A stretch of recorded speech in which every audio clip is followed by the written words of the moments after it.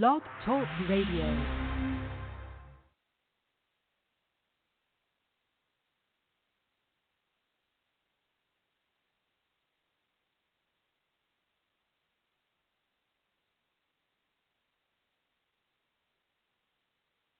The Proclamation of the Gospel of Jesus Christ by members of the Churches of Christ.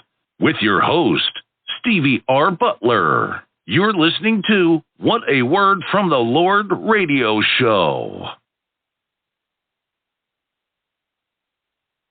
You are my protector, and you are my provider, and my deliverer. There's no other help I know. You are my protector, and you are my provider, and my deliverer. There's no other help I know. I really love the Lord. I really love the Lord. You don't know what He's done for me. Gave me the victory. I love Him. I love Him. And I really love the Lord. Oh, I really love the Lord.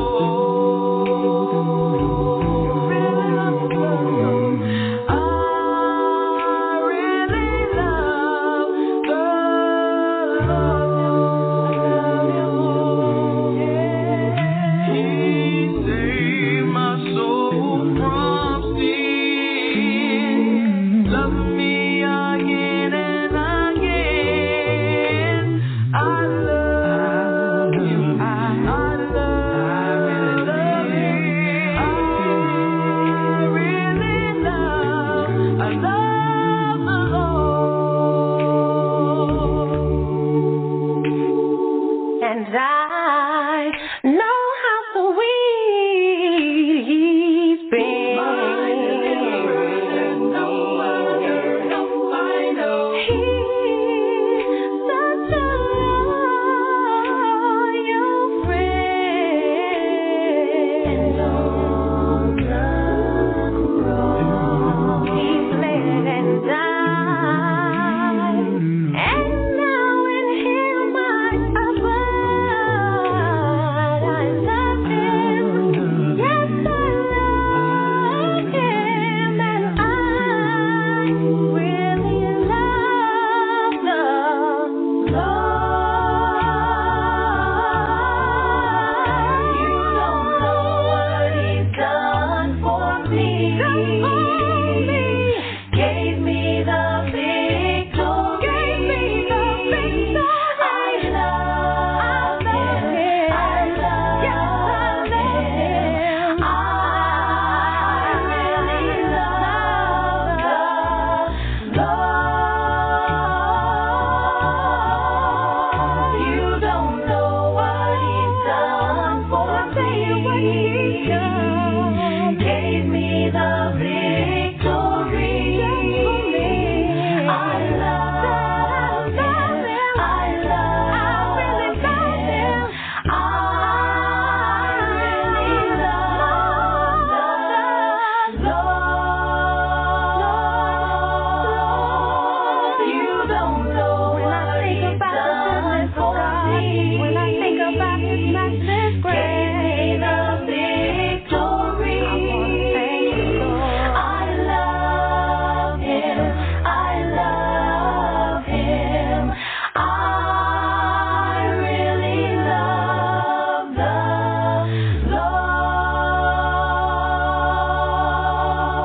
Lord. You're listening to What a Word from the Lord radio show.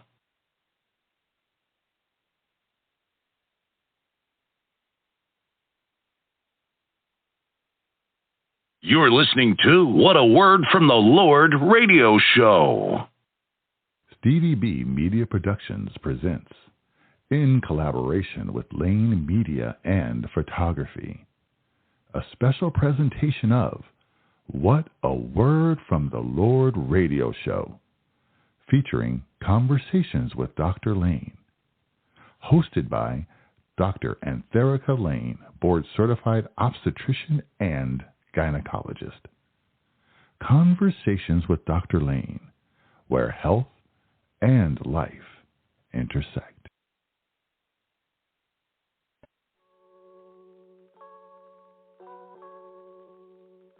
Are you ready to learn to live a life that is overflowing with victory and empowerment? Welcome to Conversations with Dr. Lane. Dr. Lane is a board-certified obstetrician and gynecologist. She is committed to addressing health holistically from the mind, body, and soul. Hi, this is Dr. Anthereca Lane with Conversations with Dr. Lane. Let's talk about those things that we do not have time to discuss during an appointment. Let's talk about your finances, business, education, relationships. If I can empower you to make healthy decisions in these areas, I am convinced your mind will be more focused and more open to a conversation about your health. Turn up the volume. Get ready for Conversations with Dr. Lane.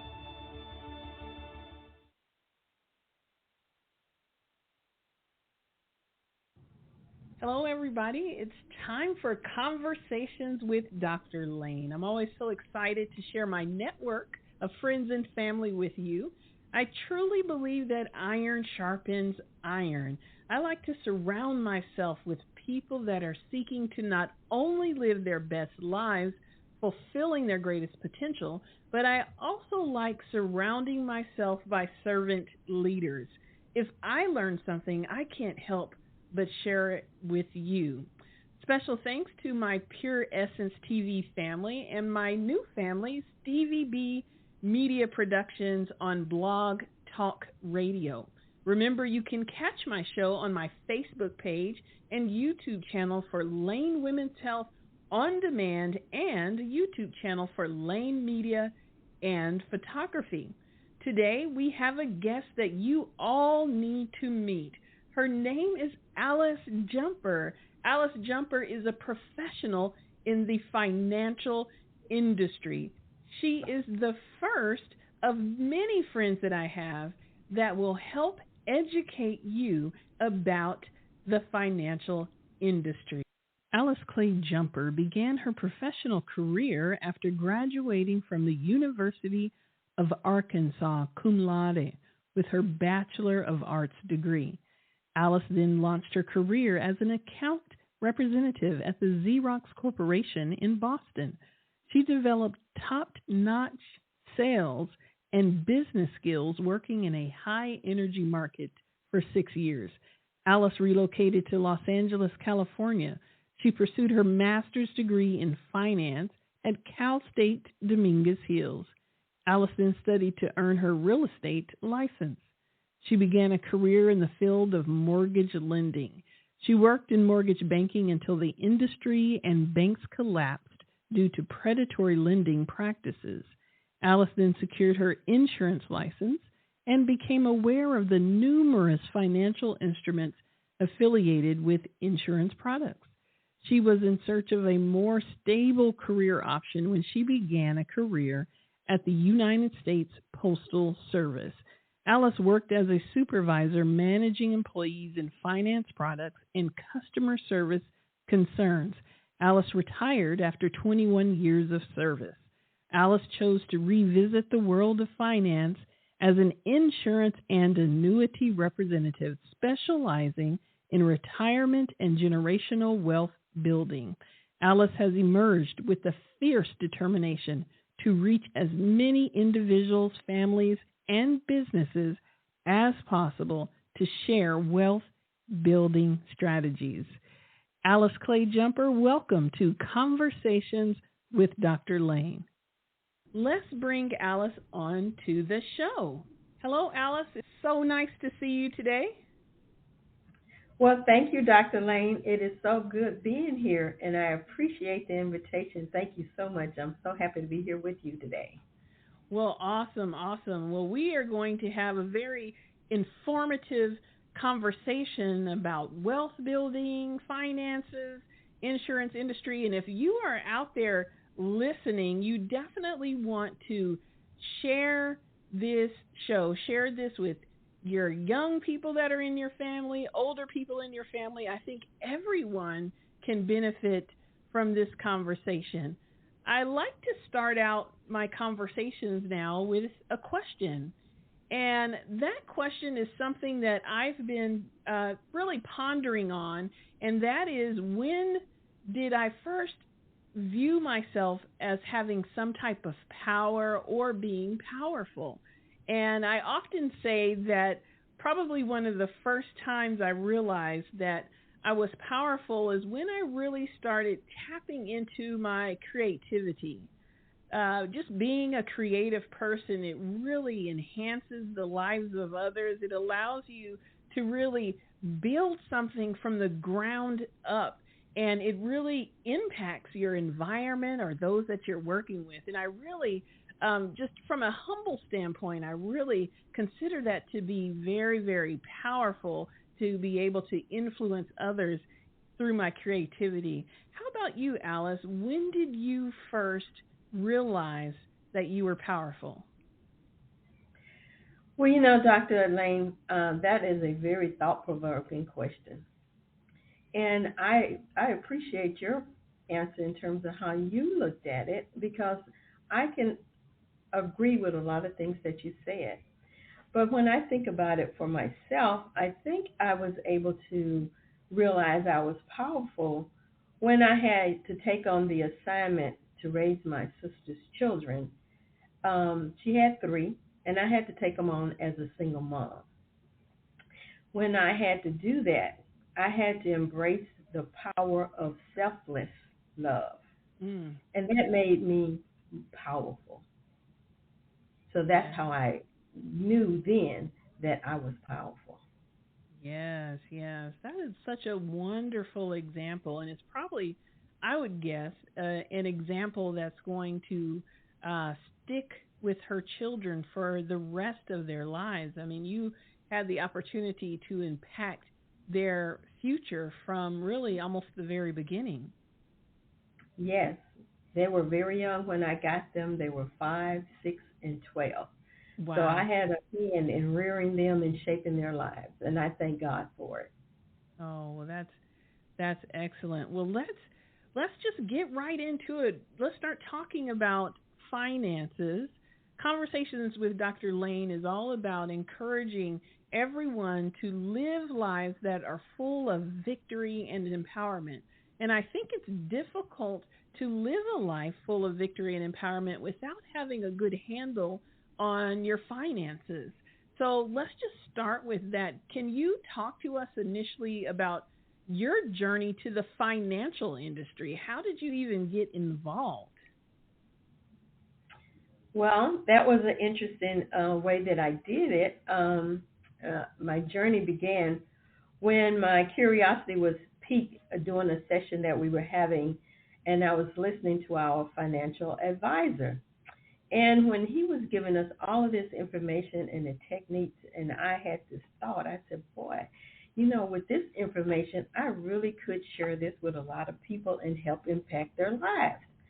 That was the first time that I thought about the financial industry in that manner.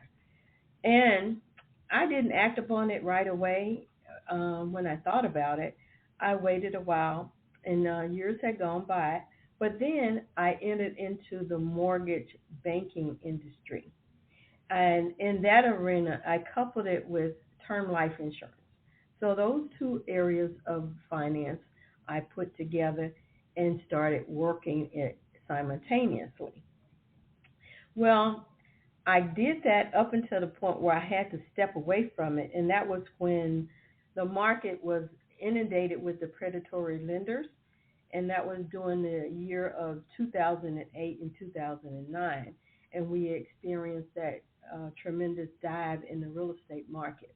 So at that point, I had to make a decision because everything was locked down so tight. It was hard to get approvals through. And I had these kids still to raise, and I had to decide, am I going to be able to continue along this path, or do I get a 40-hour week job like most people and have something that's stable and consistent? Well, I chose to do the stability and the consistency for the sake of the children.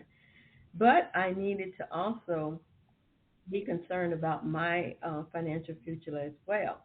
Well, I got them grown and gone, and I needed to be able to get back to where I was before, because during that time when I was raising them, I dipped into my 401k quite a bit to make sure that I had ends met. And I wanted them to have the lifestyle in which I had become accustomed to.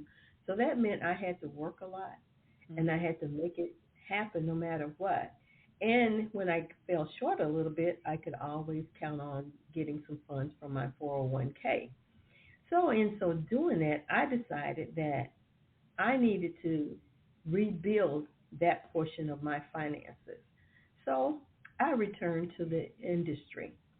And I was glad that I was able to re-enter the industry without a lot of setbacks. And what I mean by that is that because of the experience I had had before, it was not a difficult thing for me to transition into the insurance industry, because that's the field that I decided to go back into, and to do it on a bigger scale than what I had done previously. So I entered the insurance arena as a life insurance and specialist with life insurance and annuities. And those two coupled together makes for a good foundation for anyone that's doing any type of finances, because the rock and the foundation to all of the other industries in finance, being banking, real estate, the stock market, all of them are underwritten by insurance. And the insurance industry is the rock that keeps everything stable and protected. So I was grateful to be able to fall back on something that I had an opportunity to experience before, and it gave me the ability to earn the type of money that I need so I can grow my finances exponentially, and it can be safe at the same time, and I don't have to be fearful about loss. Plus, it allowed me to fulfill that vision that I had when I was listening to that financial advisor years ago, where I could share this with a lot of people.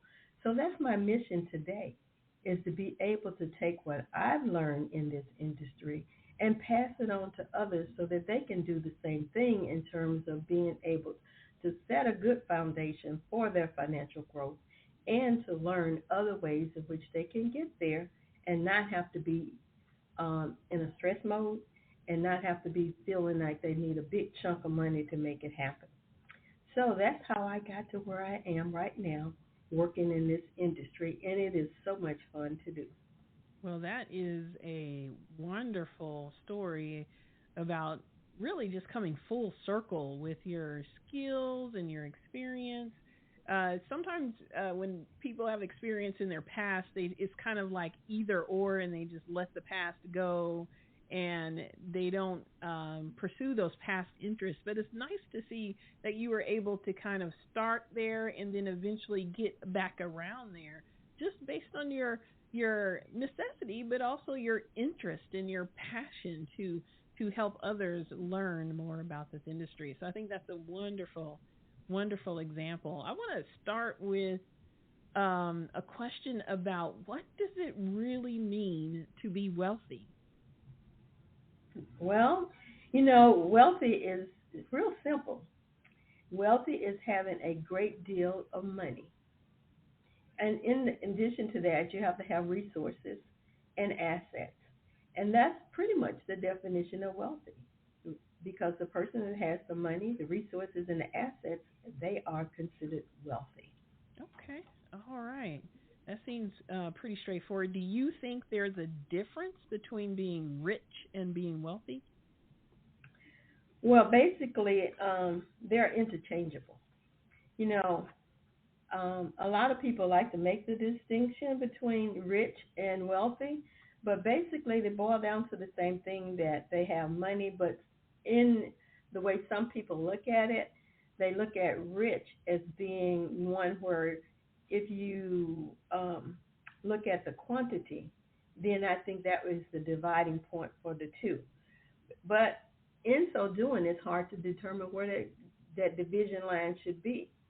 But most people are considered rich if they have $500,000 a year in terms of income. But if you look at the survey that was done by Schwab in 2021, and with Modern Wealth survey that they did, the respondents said that if a person had $1.9 million in monies, then they were considered wealthy. So that the determination of whether you're rich or you're wealthy is pretty much dependent upon the mindset that most people have. But there is another factor that goes into it, because there's a distinct difference between the two. Most people who are rich, they receive their riches through a transference. In other words, they may have inherited, it was gifted to them, and it was kind of like receiving that silver spoon. And they don't think much about spending money. They just spend it, because it's there, and it's pretty fluid for them to do. However, a person that is wealthy, they don't spend to the same extent without thinking about it the way that a rich person does. And they are one that wants to take their money and grow it even more. So they go out and start buying up other businesses. They make investments. They get a portfolio of real estate.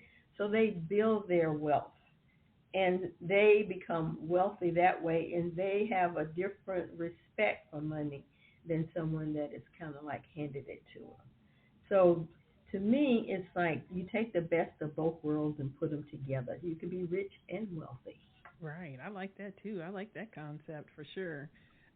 When it comes to building wealth, what are some of the mistakes that young people make? And then let's talk about older people. What are some of the mistakes that older people make? We can start with young people, though. Okay. Well, you know what? I think the biggest problem that young people make, and that is that they procrastinate. And procrastination is a thief when it comes to building your wealth, because you need time. Time is your friend when you're building an empire, when you're building wealth, and when you want to be able to have a legacy to leave behind. So young people sometimes are thinking that they have time to think about retirement. They have time to grow into this empire of riches that they want. And that becomes their drawback. They lose that time which they could have embraced and started doing something in the arena when it was available to them at that point, but they didn't see the need. So the other thing is that they don't always garner the information that is passed on to them through wisdom. And the wisdom comes from the older people that are telling them things, but they're not hearing it because it's not today's modern, let me do Robin Hood, and let me do Forex, and let me do all of the Forex that's out there, and the crypto, and Bitcoin, and everything that is in the electronic medium. But when they stop and they look at what they could have done was listen and taken that advice and acted upon it at that time. But sometimes the inability to think outside of the box can hamper you. And when you don't, and you're trying to go along with the crowd, you got to separate yourself out sometimes and get away from the crowd, think for yourself, and make decisions that are going to be prudent for you to grow your wealth. And we sometimes get excited in our youth and decide, I'm going to conquer this world, and you get out of my way. But instead, they need to embrace what they're hearing and seeing and learn from that. And when they do that, they will realize that they don't have plenty of time to think about that later. They need to do it now, because time is money, and money, it develops time. Yes. Isn't So, that the truth? Yes. yeah, and the other thing that they do a lot of times, they minimize the need and the importance of life insurance in its wealth building attributes to where you're trying to go. So when we can cast aside all of those things that are holding us back, then we're able to meet those financial goals that we want. Now, when it comes to older people, they suffer some of the same problems when it comes to procrastination, because a lot of older people have procrastinated throughout their youth. I'll do this later, I'll do that later, and time gets away from them. And then the other thing that older people do, they sit there and they believe, oh, at this point in my life, it is not necessary for me to be trying to build generational wealth because my time has passed. When in actuality, that's not so true. Because guess what? The baby boomers are the one that have the foundation to generational wealth for all the generations that's coming behind them. And when they see it that way, then they are in a position to put their children and their grandchildren and their great-grandchildren into wealth-building programs and products that they can all benefit from, including the baby boomer. So when we realize that, then we can see that we can be the foundation and the building block for others to come along and have that generational wealth. So on both ends, there we have it. Yeah, that's a really great answer to that question. One thing that comes to mind really is just, wow, that's going to take some discipline as well. And I really wonder, why is it so difficult for us to have financial discipline? Well, a financial discipline is just one part of discipline, period. When it comes to discipline, one of the things that is very difficult for us to do, and I say us because we all run into it, we run from the hard and the uncomfortable things. And when you're having to be disciplined, it's sometimes hard to do. And it's always uncomfortable. But we have to learn to embrace it, because when we do, we learn that habits are strong and they're tough to develop. But if we develop good habits and replace some of the bad habits with those good habits, then we set a foundation in which we can find ourselves being more disciplined. We also lack the willpower, the motivation, and the ambition. All of those things are needed elements to be and stay disciplined. So we have to learn to embrace those things and make them work for us. And when we are doing this, we must be intentional about our thoughts in order for us to develop that discipline that we need. So we got to look at our mindset and change where we are and put in the things that we need to stay focused and stay on track. And once we do it, and then we reward ourselves for being there, then it becomes an easy stepping stone for us to continue that. Because when I watch my grandbabies with the accounts that I've helped them to set up, and they get to do their review on a quarterly basis, and they can see that, oh, wow, I have more money now than I had before. And I say that's the building block, because you learn to be disciplined. You took that 50 cents that I told you need to put away, and you made it happen. So now you're going to be able to take that 50 cents and build it to the next level. So you know what? You don't need all of those soda pops that you're drinking. So maybe you could do $1 the next time. So that's the way we do it.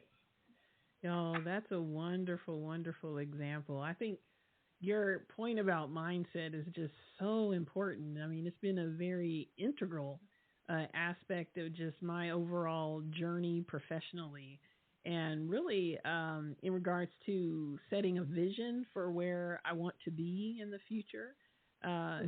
it's really been mindset that has been really that one thing that allows me to ignore the naysayers, ignore the negativity, because I know at the end of the day where I'm going, and that's the mindset that I maintain. And so I think that's just a very, very valuable point. And I like to hear that you're giving those tools to your grandchildren as well. That's going to be extremely valuable for them in the future.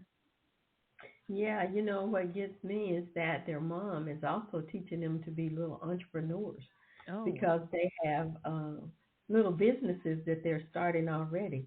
And I check in on them to see how well their businesses are faring from time to time. One has a lemonade stand, and they also have bottles of lemonade that they produce and sell. And one has a T-shirt business.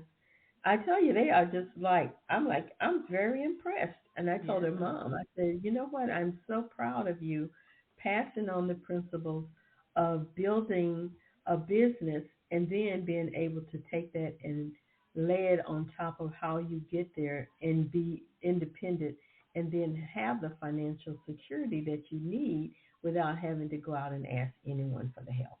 Yes. So they're starting young with that. I like that. Yes. So if you were to say, what are some ways that we can acquire and retain our wealth? Well, wealth has a step. There are steps to it if you're trying to get it.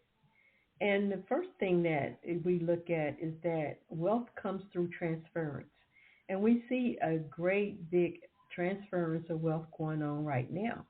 And it's probably the largest that has been done in history because a lot of it involves the baby boomers. And people are inheriting more today than they have ever in the history before. And it's been a lot of gifting that's been going on. So we see that the wealth is transferring through that medium. And the other way that wealth is acquired is through acquisition. And this is where people are doing a lot of,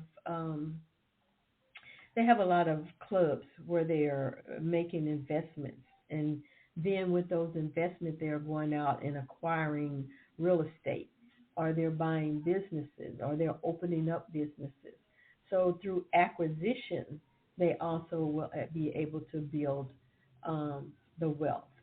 And the one area that most people do, and they hold it, and it becomes very valuable over time, is real estate. And that's a very good investment, especially if it's in a good area. Because longer you hold it, it will continue to appreciate in value unless something drastic happens to plummet it downward. But with real estate, it's pretty good and safe investment, and it grows exponentially if you leave it alone and let it grow over time and make those improvements along the way. And you can also tap into its equity and offspring other streams of income. And then we have the building process. This is when you take a little bit of money and you use the methodology, and you do it on a continuous basis. And by adding funds to it, and you have your initial input that's there, then it grows over time. That's when we can see how valuable time is, because you're using time and compound interest. And compound interest is having interest on top of interest. And most people are like, they don't really get the concept of compound interest, but it is the way that you have exponential growth.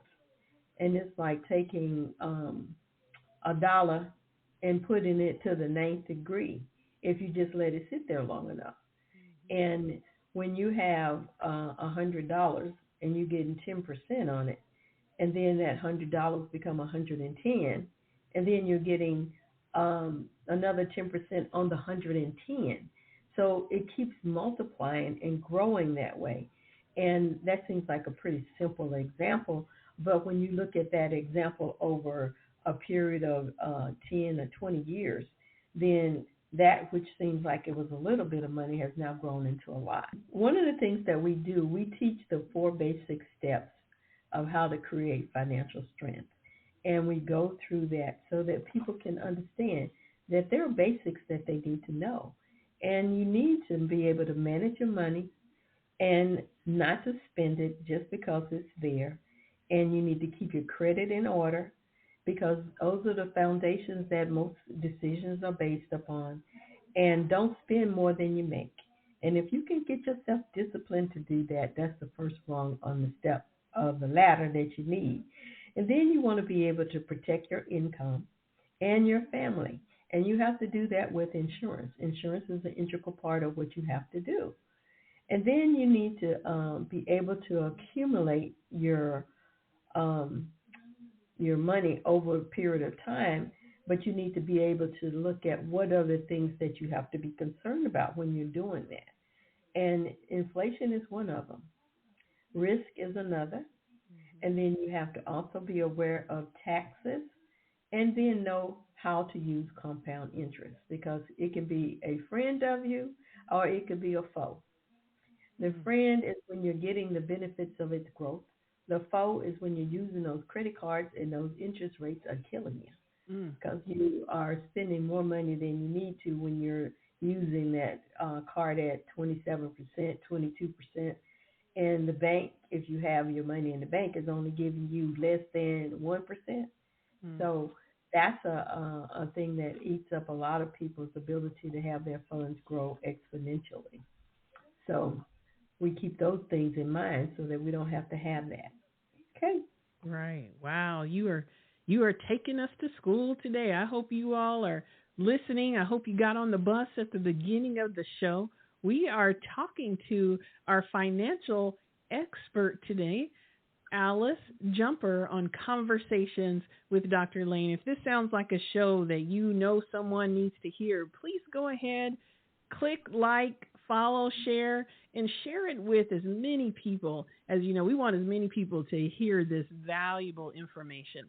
We're going to wrap up our part 1 of our conversation. She's going to come back and she's going to talk to us in more detail, but I'm going to wrap up with one more question. And that question is that I'm hearing a lot about how life insurance should be a part of our financial strategies. Can you speak a little bit to that and tell us what your thoughts are in regards to that? Well, insurance should be an integral part of our strategy because it's the foundation and it is very essential. Dr. Lane, when you hear life insurance, what immediately comes to your mind? Someone died. Yes. And you know what? That's the number one answer I get, because they equate life insurance with death. But we fail to see the operative word there, which is life. And when we're thinking about life, we have to think about it in a lot of different areas. And the one thing that we have to look at is assets. And when you look at your assets, what's your most important asset? Your life. Your life. Exactly. That is your most important asset, because you won't have any of the other things if you don't have your life. So life insurance is there to protect your asset and to protect your life. And when you're thinking about the insurance as a death benefit, then it's not really helping you to live life. But life insurance was put in place by the rich so that they could enjoy their assets and not have to worry about them. So it is designed for the living. Now, it provides a lot of features that we need to foster so that we can have our wealth. And the thing about it is that when we are looking at how to foster these things, what do we need to look at? Look at how insurance protects our lives, because the breadwinners of the family need to be in a position that if something happens to that person, they can either have the ability to go into that life insurance and have monies pulled out to be able to get through a difficult period of time, if that person should happen to pass away, they want to be able to leave their family in a position so that they can continue the lifestyle that they've built for them. So we have to look at it as that type of protection. And then we look at it as the protection for our assets. And we look at our home as our most expensive asset that we normally get, with the exception of the wealthy, who can put it into, oil paintings and jewelry and finer things in life. But for the most part, we look at protecting things like our home and our businesses and our investments. So you need to have that insurance to be able to cover those areas as well. Then we also need to be able to preserve our money. And we do that by sheltering it from taxes because, taxes eat up every area of our life. We earn the money and they tax it. We save the money and you pay capital gains taxes. When you spend your money, you're paying the retail tax. And then, Lord knows, when you die, you have probate taxes. It's like every avenue you turn, you are looking at taxes. But guess what? You can receive your money out of a life insurance policy without any taxation. So it is a shelter that you can use to shelter your money from taxes. And you can receive a stock market return on your monies that's in that policy, and you do it without any risk. And you are given a guarantee by the insurance carrier that you will never lose any of your money, your original money that you put in, and anything that grows inside of there is protected. So it also will provide living benefits for you. And then you can use your policy to be available to you while you live as opposed to just being available to your beneficiary. So I like the new insurance that is around that gives us those benefits and those features. And I like the fact that it can provide free, tax-free, I should say, retirement income. And wouldn't it be nice not to have to pay taxes on your income, your retirement income? Yeah. Because on your Social Security and your pensions, you're having to pay taxes on that, and on your 401ks, you're paying taxes on that. But it would be nice to have an area where you can just get that money and not have to worry about paying any taxes. And you can do that with an insurance product. And all of those tax shelters, and it gives you that hedge against inflation, and it takes you out of probate. Because with the life insurance policy, it doesn't have to go through probate. And it gives you that privacy that you need. And it's not like a will. A will is open for everybody to examine. Mm-hmm. But when you have the monies inside of a life insurance, nobody gets to see or know about that. How about that? Wow. That is quite the information there. You're going to really bless some people with this information. It's just another way to look at insurance, the insurance industry, life insurance. There are some people out there that this may be the first time that they're hearing this kind of information. Why do you think it's not so? Why it's not so available or easily accessible? Or maybe it is, and I'm just not aware. Well, I think it's by design. Really, because when you look at the population and you see how the division of wealth is, then you see that 98% of the people don't have it and 2% do. And the reason that I think, this is allothology, but the reason I think it's that way is because the 2%ers need the 98%ers to be their feeder base and to be their worker bees. And when you get people knowledgeable, then they move out of those positions to be your worker bees and your feeder base. They start building things for themselves. And when that starts to happen, then the erosion of the power and the money starts to take place. And the people that are in those positions don't want to see that happen. So why do we need to tell you about what it is that we enjoy for you to come over here and take some of that away? No. That's why we are telling everybody. This is how you do it. And you can enjoy some of the things that they're enjoying too, because guess what? It doesn't cost you any more to do it than it does them. It's all a level playing field when you get into it, and it gives you a voice and have you sitting at the table as well. Wow. So when we have more people equipped to do that, then we have the ability to be able to have a better life for ourselves and our family. So those are the things that can help us get to where we need to be. We open our minds up and take it for what it's worth. Wow. Well, knowledge is definitely power. You just illustrated that for sure. So I am really looking forward to part 2 of our conversation, and I hope our audience is looking forward to that as well. I mean, this has been a very informative conversation. Well, thank you so much, Alice Jumper of Los Angeles, California. Well, thank you. You are so welcome. It has been my pleasure.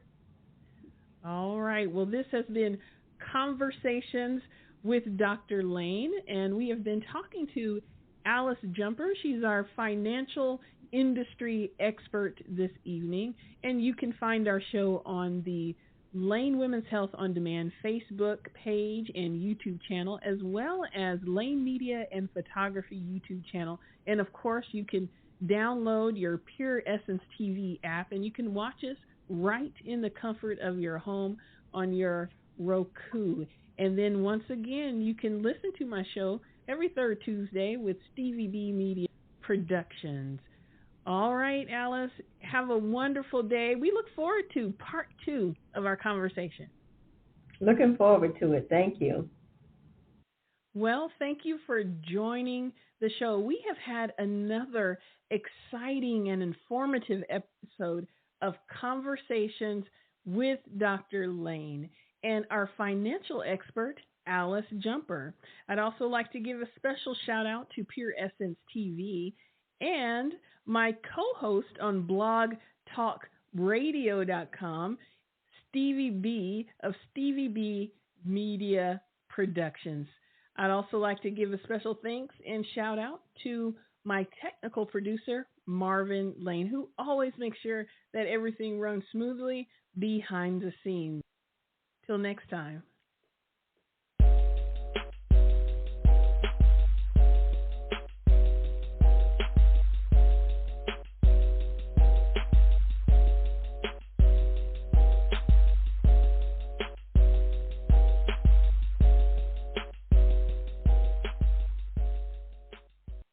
You have been listening to Dr. Anthereca Lane with Conversations with Dr. Lane, a special segment of What a Word from the Lord. Back to you, Stevie B. You're listening to What a Word from the Lord radio show.